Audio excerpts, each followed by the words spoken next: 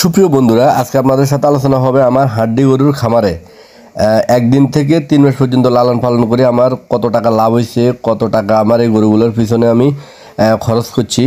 এর পাশাপাশি আমার এই গরুগুলোকে আমি কি কি খাওয়াইছি, কীভাবে আমার এই গরুগুলোকে মোটা তাজা করছি।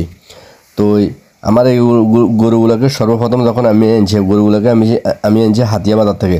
হাতিয়া বাজার থেকে গরুগুলো আনার পরে গরুগুলোকে যে প্রাথমিক চিকিৎসা আমি কি দিছি, গরুগুলোকে আনি ভালো মতো গোসল করাইছি। গোসল করানোর পরে গরুগুলোর ফাটা আমি ফটার দিয়ে ভালো করে ধুয়ে দিছি। এরপরে একদিন পরে আবার পুরো গরুগুলো আমি ফটার দিয়ে ভালো করে ধুয়ে দিছি। ধুয়ে দেওয়ার পরে আমার গরুগুলোকে আমি ফার্স্ট টাইম জিঙ্ক বেড খাওয়াইছি একটা গরুকে।